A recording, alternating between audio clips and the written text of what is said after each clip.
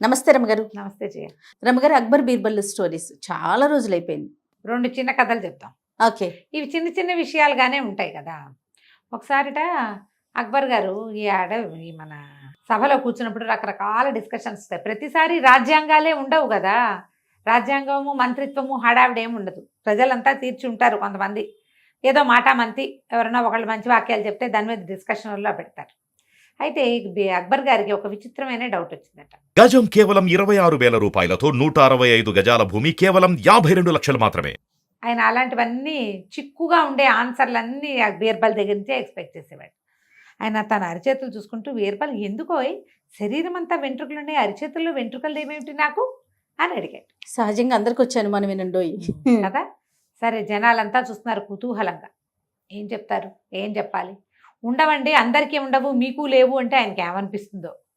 నేను అందరూ ఒకటేనా అనిపించదు రాజుకి. మరి అయితే ఆ బీర్బల్ అన్నాడు, ఏముంది మహాప్రభు, జహాపన, మీరు అపరిమితమైన దాతృత్వం, మీకు ఎంత దానపరత్వం అంటే అందరికీ జనాలకి ఇచ్చి ఇచ్చి ఇచ్చి ఇచ్చి రాపిడికి అరిచేతుల వెంట్రుకల్ని రాలిపోయినాయండి మీకు.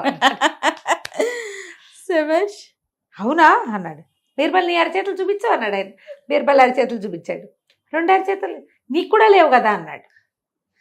నువ్వెవరికి ఇచ్చావు, ఇస్తే రాలిపోతాయి అన్నావు, నువ్వెవరికి ఇచ్చావు అనగానే తిప్పుకున్నాడు ఈయన. బాగా ఆలోచించి ఏమన్నాడు, అదేం జహాపన, మీరు ఇస్తే పుచ్చుకుని పుచ్చుకుని పుచ్చుకుని నా చేతిలో అవన్నీ అరిపోయినాయండి, వెంట్రుకలు ఊడిపోయినాయి అన్నాక ఈ కూర్చున్న వాళ్ళందరినీ ఒక్కొక్కళ్ళు అరిచేతులు చూస్తున్నాడు రాజు.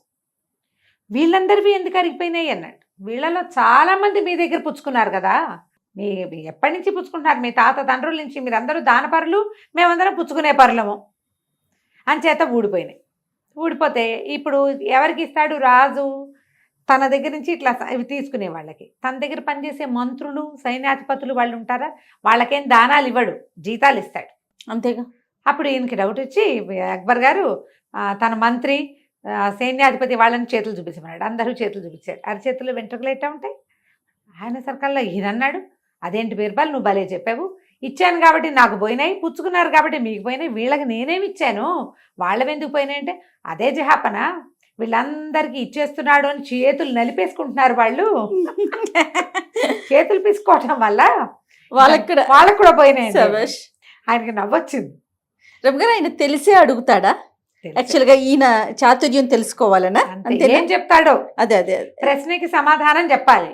ఏం చెప్తాడో చూద్దాం, ఎంత ఫన్నీగా ఎంత తెలివిగా చెప్తాడా అని. మళ్ళీ తను చెప్పిన సమాధానాన్ని ఎట్లా సమర్థించుకుంటాడు. ఇప్పుడు నువ్వు అడుగుతావు జయ, నన్ను ఏదో నేను చెప్పాను, అదేంటమ్మగారు నువ్వు క్వశ్చన్ వేసావనుకో, నేను దాన్ని సమర్థించుకునేంత ఉండాలిగా, లేదా నేను తెల్లమొహం వేయాలి. అవును కదా. తెల్లమొహం వేస్తాడా, ఇంకా సమాధానం ఇవ్వగలుగుతాడా చూద్దామని ఉంటుందన్నమాట ఆయనకి. అదే అదే దాంతో ఆయన సమాధానం పడ్డాడు. నవ్వొచ్చింది ఆయనకి. అవునా కాదా అన్నాడు. ఇప్పుడు దానం, రాజుగారి చేత దానాలు పుచ్చుకున్న వాళ్ళందరూ అవునవును సాధు సాధు బాగా చెప్పాడు అన్నారు. ఈ దానాలు పుచ్చుకోకుండా వీళ్ళకి అన్నీ పోసేస్తున్నాడో అని బాధపడే వాళ్ళందరికీ పచ్చి వెలక్కై గొంతులో పడ్డట్టే. అంతేగా. మొహాలు మార్చుకున్నారు అందరు. మేము చేతులు పిసికేసుకుంటున్నామంటే వాళ్ళని అవమానించినట్టే. కానీ రాజుకు నచ్చింది అది. నోరు మూసుకుని ఊరుకున్నారు. బాగుంది చూడు, చాలా బాగుందండి. కొన్ని రోజులు ఇలా గడిచిన తర్వాతట ఒకరోజు సభలో డిస్కషన్ వచ్చింది. లోకంలో 2 రకాల మనుషులు ఉంటారు, 2 రకాల ప్రాణులు ఉంటాయి. ఒకటి మేలు చేసేది, మేలు పుచ్చుకునేది. మేలు చేసేవాడు అంటే ఎవరికైనా సహాయం చేసేవాడు ఎప్పుడు ఒకేలా ఉంటాడు. మేలు మరిచిన వాళ్ళు, మేలు మరవని వాళ్ళు ఇద్దరు. ఎవరు మేలు మరుస్తారు, ఎవరు మేలు చేసిన మేలు మర్చిపోని వాళ్ళు ఉంటారు. నేను నువ్వు అంటే నువ్వు నా దగ్గర మర్చిపోతావు, నేను నీ దగ్గర మర్చిపోతావు, ఏదో అవుతుంది. అప్పుడు ఈయన బీర్బల్ తోటి ఏం చెప్పాడంటే, ఇంత డిస్కషన్ అయ్యాక, బీర్బల్ నువ్వు చెప్పాలి నాకు సమాధానం. రేపు సభకి ఒక మేలు మరిచిన పరిచయ ప్రాణిని, ఒక మేలు మరవని ప్రాణిని తీసుకొచ్చి చూపించు నాకు అని చాలా గట్టిగా చెప్పాడు. అది నన్ను చూపించి నన్ను సమాధానపరచకపోతే నీ తల ఉండదు లాంటి సౌండ్ ఇచ్చాడు. అందరు ఆశ్చర్యపోయారు, అయ్యి బాబోయ్ అనుకున్నారు. బీర్బల్ మీద ఆసక్తి ఉండి, ఆయన చెప్పే సమాధానాలు నచ్చి, ఆయన ధర్మపరత్వం నచ్చి, ఆయన తెలివి మీద అవగాహన ఉండి, ఆయన సమయస్ఫూర్తి అంటే ఆసక్తి ఉన్న వాళ్ళందరూ, అమ్మో బీర్బల్ గారు దొరికేశాడే, 2 జీవుల్ని 2 మనుషుల్ని తెచ్చి చూపించాలి ఇప్పుడు వాడు, అమ్మో దొరికాడు అనుకున్నారు. ఎవరైతే బీర్బల్ మీద మంటగా ఉంటుంది, ఈ సహచర వర్గం రాజుగారి సహచరులు ఉంటారు కదా మంత్రులు, వాళ్ళందరికీ మాయరోగం కుదిరింది, రేపు వీడి తల ఎగిరిపోతుంది, పీడా పోతుంది, వీడితో చచ్చిపోతున్నాం మనం, అన్నిటికీ సర్కాస్టిక్గా మాట్లాడి ఇరక పెడుతుంటాడు మన అని చెప్పి వాళ్ళన్న రోగం కుదిరింది, ఇప్పుడు ఏం చేస్తాడో చూద్దాం అనుకున్నారు. బీర్బల్కి కూడా అర్థం కాల, అట్లా ఎట్లా చెప్తాం. ఆయన తల దించుకుని వెళ్ళిపోయాడు. ఇంటికి వెళ్ళాడు. కూతురు ఉంది ఇంట్లో, భలే తెలివిగలదు అమ్మాయి, బీర్బల్ గారి కూతురు. అప్పుడప్పుడు కొన్ని కథల్లో కనపడుతూ ఉంటుంది. పిల్ల అన్నం వడ్డించింది, నిదానంగా తింటున్నాడు. ఏదో ఆలోచనలో పడ్డావు అంది. అదేనమ్మా ఇవాళ జహాపనా సభలో ఏదో చెప్పారు, నన్ను ఎట్లా సమాధానపరచాలా అని చూస్తున్నానంటే ఏం అడిగాడో చెప్పు. ఏం అడిగాడంటే ఆయన మేలు మరిచే మనిషిని ఒకడిని, మేలు మరవని మనిషిని ఒకడిని చూపించమన్నాడమ్మా, 2 జీవాల్ని చూపించమన్నాడంటే ఇందులో పెద్ద ఆలోచించడానికి ఏముంది నాన్న, రేపు పొద్దున్న తీసుకెళ్తూ కానీ నేను చెప్తాగా అంది. ఆయన కూతురు మీద నమ్మకంతో ప్రశాంతంగా నిద్రపోయాడు.